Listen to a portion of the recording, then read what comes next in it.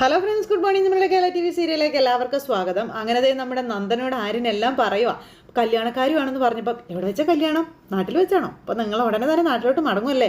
അങ്ങനെ ഒന്നും അറിയാത്തല്ലോ നമ്മുടെ നന്ദൻ ചോദിക്കുമ്പോൾ നാട്ടിൽ വെച്ചാലേ ഇവിടെ ഗുരുവായൂർ വെച്ചാണെന്ന് പറഞ്ഞു. ഗുരുവായൂരിലോ? അപ്പം ഞാൻ പറഞ്ഞത് എങ്ങനെ ഇരിക്കുന്നു? ശരിയായില്ലേ? അതിരിക്കട്ടെ, ആരാ പെണ്ണ് എന്ന് ചോദിച്ചു. അപ്പം മിത്രയാണെന്ന് പറഞ്ഞു, എൻ്റെ മുറപ്പെണ്ണാണെന്ന് പറഞ്ഞു. എന്ന് വെച്ചാൽ കല്യാണത്തലേന്ന് ആരുടെയോ ഒപ്പം ഒളിച്ചോടിപ്പോയ പെൺകുട്ടി അല്ലേ? അതേന്ന് നമ്മുടെ ആര്യനും പറഞ്ഞു. ആ കുട്ടിയുടെ വീട്ടിലെ അറിയിക്കാൻ ഫോൺ ചെയ്യാൻ തുടങ്ങുമ്പോഴല്ലേ ഞാൻ ഭായിയുടെ കയ്യിൽ നിന്നും ഫോൺ പിടിച്ചു വാങ്ങിയതും നമ്മൾ തമ്മിൽ തർക്കമായതും. അപ്പം അതേന്നൊക്കെ ആര്യം പറയുന്നുണ്ട്. കണ്ടോ ഭായി, കണ്ടോ കാര്യങ്ങൾ പോകുന്ന പോക്ക് കണ്ടോ എന്ന് നന്ദൻ ചോദിക്കുക. അതൊക്കെ ഇരിക്കട്ടെ, നാട്ടിൽ അറിയിച്ചിട്ടാണോ കല്യാണം നടത്തുന്നതെന്ന് ചോദിച്ചപ്പം ആരെയും അറിയിച്ചിട്ടില്ല. അതൊക്കെ പോട്ടെ, ഭായിക്കപ്പോൾ ആ കുട്ടിയോട് കടുത്ത പ്രേമം ഉണ്ടായിരുന്നല്ലേ എന്ന് ചോദിച്ചു. അപ്പോൾ എന്തു പ്രേമമാണെന്ന് ഇതിപ്പോൾ അമ്മ പറഞ്ഞു, ഞാൻ സമ്മതിച്ചു. കൂട്ടിക്കൈ. ഞാൻ ഭായിയോട് പറഞ്ഞിരുന്നില്ലേ അമ്പാടിക്കണ്ണനെല്ലാം അമ്മ പറയുന്നത് പോലെ ചെയ്തിരുന്ന ആളായിരുന്നു എന്ന്. അപ്പോൾ എല്ലാം മംഗളമായി അവസാനിച്ചു. പക്ഷേ മനസ്സാകപ്പാടെ ശാന്തമാകുന്നില്ല അല്ലേ എന്ന് കണ്ണൻ ചോദിക്കുക. അതേന്ന് പറഞ്ഞു. നമ്മുടെ കൃഷ്ണൻകുട്ടിയെ മനസ്സിൽ വിചാരിച്ചാൽ മാത്രം മതി, എല്ലാം ശുഭായിക്കോളും. ഞാൻ പ്രഭാഷണത്തിൽ കേട്ടതാന്നേ, ചില സമയം മനുഷ്യൻ്റെ മനസ്സ് ഗുരുക്ഷേത്ര ഭൂമി പോലെ ആകുന്നു. അപ്പോൾ എന്ത് ചെയ്യണം, എന്ത് ചെയ്യണ്ട, എന്നൊരു പിടിയും കിട്ടാത്തൊരവസ്ഥ. ആ സമയം ഓരോ മനുഷ്യനും അർജുനനാവും. അപ്പോൾ നമ്മുടെ ആരിനെങ്കിലും നോക്കുക, യുദ്ധഭൂമിയിൽ പേടിച്ച് വിരണ്ട് പരിഭ്രമിച്ച് നിൽക്കും. അപ്പോൾ അവിടെ ഭഗവാൻ വരും, മനസ്സിന് ആശ്വാസമേകുന്ന ഉപദേശങ്ങളും തരും. അങ്ങനെയൊക്കെയാ അറിയാമോന്ന് ചോദിച്ചു. അങ്ങനെ നമ്മുടെ ആരിൻ്റെ കലങ്ങി മറിയുന്ന മനസ്സിനെ ശാന്തമാക്കി ആര്യൻ. അപ്പോൾ നമ്മൾ എന്താ ചെയ്യേണ്ടത്? യുദ്ധം ചെയ്ത് നമ്മൾ ശത്രുവിനെ തോൽപ്പിക്കുക, അല്ലെങ്കിൽ നമ്മുടെ മനസ്സിനെ തോൽപ്പിക്കുക, ശരിയായ തീരുമാനങ്ങൾ എടുക്കുക, അങ്ങനെയൊക്കെ ഓരോന്ന് പറഞ്ഞു കൊടുത്തു. ഇതെല്ലാം ഇവിടെ നടക്കുന്ന പ്രഭാഷണങ്ങൾ കേട്ട് ഡയലോഗ് അടിക്കുന്ന കേട്ടോ. അപ്പോൾ നമുക്ക് നാളെ കല്യാണ സമയത്ത് കാണാം കേട്ടോ എന്നും പറഞ്ഞതേ നമ്മുടെ നന്ദനങ്ങ് പോയി. ആര്യൻ കലങ്ങി മറയുന്ന മനസ്സിൽ നിന്ന് കുറച്ചൊരു സമാധാനമൊക്കെ കിട്ടി. അവിടെ നിൽക്കുന്നു. രാവിലെ ആയി, പെണ്ണും ചെറുക്കനും റെഡിയായി. അവർ രണ്ടുപേരും ഒരുങ്ങി കണ്ണൻ്റെ മുന്നിൽ വന്ന് നിന്ന് പ്രാർത്ഥിക്കുന്നു. അങ്ങനെ പ്രാർത്ഥനയും കാര്യങ്ങളൊക്കെ. അപ്പോൾ ഇവരുടെ ജീവിതത്തിൻ്റെ ഉത്തരവാദി ഞാനാണെന്നും പറഞ്ഞ് ഗോമതി കരഞ്ഞു പറയാം. ഭഗവാനെ, ഏറ്റവും നല്ല കുടുംബജീവിതം ഇവർക്ക് കൊടുക്കണേ എന്ന് ഗോമതി കണ്ണ് നിറഞ്ഞ് കണ്ണനോട് പ്രാർത്ഥിക്കുന്നു. ഈ സമയം ഭഗവാനെ, ജീവിതത്തിൽ ആദ്യമായ ഒരു ദൈവത്തിൻ്റെ മുന്നിൽ ഇത്രയും ആത്മാർത്ഥതയോടെ തൊഴുതു നിൽക്കുന്നത് കൃഷ്ണ, ഗുരുവായൂരപ്പ കൈവിടല്ലേ. ഞാൻ എൻ്റെ അമ്മയ്ക്ക് കൊടുത്ത വാക്ക് പാലിക്കുകയാണ്. പക്ഷേ അതെൻ്റെ അച്ഛൻ്റെ വേദനയാകരുത് എന്ന് നമ്മുടെ ആരിൽ നിന്ന് പ്രാർത്ഥിക്കുന്നു. കർക്കശക്കാരനായ മനുഷ്യൻ്റെ മുന്നിൽ സ്നേഹം നിറഞ്ഞ ഒരച്ഛനുണ്ട്. ആ അച്ഛന് വേദനയാകരുത്. അച്ഛൻ്റെയും അമ്മയുടെയും അതുപോലെ നല്ലൊരു ജീവിതമാണ് നിൻ്റെ മുന്നിൽ ഞാൻ അപേക്ഷയായി വെക്കുന്നത്. ഭഗവാനെ കാത്തോളണേ എന്ന് നമ്മുടെ ആര്യൻ മിത്രയുടെ കേക്ക് തന്നെയാണ് ഭഗവാനോട് പ്രാർത്ഥിക്കുന്നത്. ഈ സമയം മിത്ര, ഭഗവാനെ, എനിക്കൊന്നും പറയാനില്ല. അച്ഛമ്മ തന്ന കൃഷ്ണവിഗ്രഹം എൻ്റെ കയ്യിൽ ഇപ്പോഴും ഉണ്ട്. ആ വിഗ്രഹമായിരിക്കും എന്നെ ഓരോരുത്തേക്ക് നയിച്ചുകൊണ്ടിരിക്കുന്നത്. അതെനിക്ക് മനസ്സിലാകുന്നുണ്ട് കണ്ണാ എന്ന് നമ്മുടെ മിത്ര. അങ്ങനെ ബാലേട്ടനെ ഞാൻ ഒന്നും അറിയിച്ചിട്ടില്ല ഭഗവാൻ എന്ന് പറഞ്ഞ ഗോമതി. അറിയിച്ച ഈ കല്യാണം നടക്കില്ല എന്ന് നമ്മുടെ ഗോമതി. പ്രത്യേകിച്ച് ഇനി എനിക്ക് നിന്നോടൊന്നും പറയാനില്ല എന്നും പറഞ്ഞു. എൻ്റെ മക്കളെ കാത്തു രക്ഷിക്കണേ എന്നും പറഞ്ഞ് പ്രാർത്ഥിക്കുന്നു. അതിനുശേഷം അവർ ഇങ്ങനെ മണ്ഡപത്തിലേക്ക് പോകുന്ന സമയത്ത് വീട്ടിൽ നിന്ന് കോള് വരുന്നു. അപ്പോഴത്തേക്കും ഗോമതിക്ക് ടെൻഷനായി. മീനു പറഞ്ഞു, അമ്മ ടെൻഷൻ അടിക്കാതെ, അമ്മ ഫോൺ എടുക്കാൻ പറഞ്ഞു. എടുക്കമ്മേ, എടുക്ക് എന്ന് പറഞ്ഞ് ഇത്ര നിർബന്ധിച്ചനുസരിച്ച് നമ്മുടെ ഗോമതി ഫോൺ എടുക്കുക. ഗോമതി, താൻ വരാറായില്ലേ? ഇന്ന് അവിടുന്ന് തിരിക്കും എന്ന് പറഞ്ഞിട്ട് എങ്ങനെയാന്ന് ചോദിച്ചു. അപ്പോൾ വൈകാതെ തന്നെ തിരിക്കും പാലേട്ടാന്ന് നമ്മുടെ ഗോമതി പറയുക. ഭജനയൊക്കെ മംഗളമായിരുന്നല്ലോ അല്ലേ? കുഴപ്പമൊന്നുമില്ലായിരുന്നു, എല്ലാം നന്നായി തന്നെ നടന്നെന്ന് പറഞ്ഞു. അല്ല, എനിക്ക് എന്ത് സമ്മാനം അതാ കൊണ്ടുവരുന്നതെന്ന് ചോദിച്ചപ്പം അത് ശരി വേണ്ട, വരുമ്പോൾ ഞാനത് അറിഞ്ഞോളാം. എന്തായാലും താൻ എത്രയും പെട്ടെന്ന് വന്നാൽ മതി എനിക്കെന്ന് പറഞ്ഞു.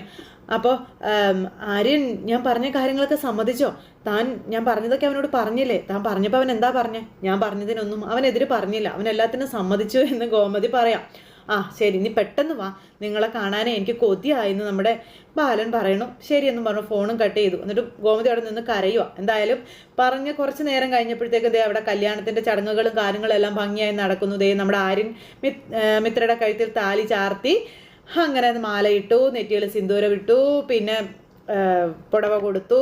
അങ്ങനെ മിത്ര ആര്യന് ഭാര്യയായി. ഇതെല്ലാം കണ്ട് നമ്മുടെ നന്ദൻ അവിടെ ഒരു മഞ്ഞ കോടിയൊക്കെ പുതച്ച് നല്ല സുന്ദരനായിട്ട് നല്ല മിടുക്കനായിട്ട് അവിടെ ഇങ്ങനെ നിൽപ്പുണ്ടായിരുന്നു. അപ്പം എന്തായാലും ആ കല്യാണം നല്ല ഭംഗിയായിട്ട് തന്നെ അവിടെ നടന്നു കേട്ടോ. അങ്ങനെ എല്ലാം കഴിഞ്ഞ് അവർ പുറത്തേക്ക് ഇറങ്ങി, വലമൊക്കെ വെച്ച് പുറത്തേക്ക് ഇറങ്ങി. എന്നിട്ട് കണ്ണനെ തൊഴാനും ഒക്കെ ആയിട്ട് ഇങ്ങനെ അവിടെ നിൽക്കുക.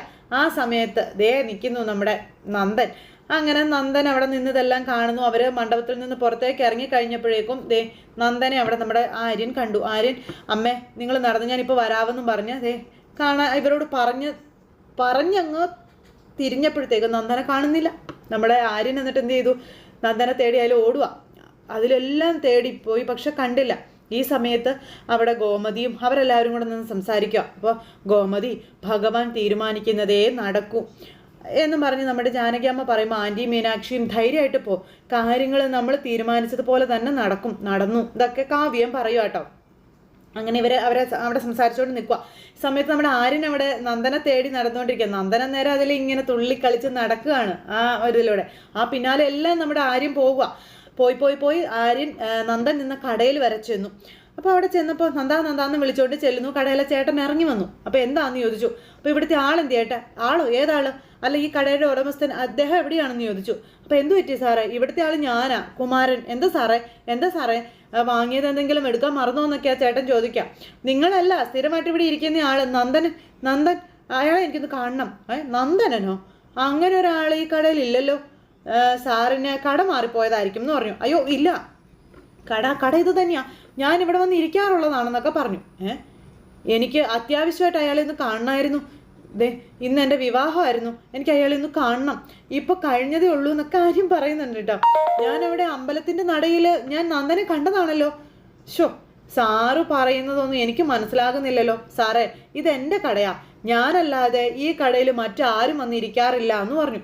ആര്യനാകെ ടെൻഷനായി. ആര്യനൊന്നും മനസ്സിലാകുന്നില്ല. എന്നും പറഞ്ഞ് ആര്യൻ എന്നിട്ട് അവിടെ നിന്ന് ഇറങ്ങുന്നു. ഈ സമയത്ത് വീണ്ടും കാണിക്കുന്നത് നമ്മുടെ കണ്ണനാണെങ്കിൽ കടയിൽ നല്ല ഡാൻസും കാര്യങ്ങളൊക്കെയാ. ആര്യനൊന്നും പിടുത്തം കിട്ടാതെ ആര്യൻ ഇങ്ങനെ വരുന്നത് നോക്കിക്കൊണ്ട് ഗോമതിക്ക് ഓടിച്ചെന്നു. ആര്യ, നീ ഇത് എവിടെയായിരുന്നടാ? അപ്പം എന്താ അമ്മേ? എന്താ? അപ്പോൾ ആര്യ, എല്ലാം നേരത്തെ നിശ്ചയിച്ചതുപോലെ തന്നെ നടക്കട്ടെ. ഗോമതി മീനാക്ഷിയും നേരത്തെ പോട്ടെ. മീനാക്ഷി, ഗോമതി, നിങ്ങൾ വേഗം പൊയ്ക്കോളാൻ പറഞ്ഞു.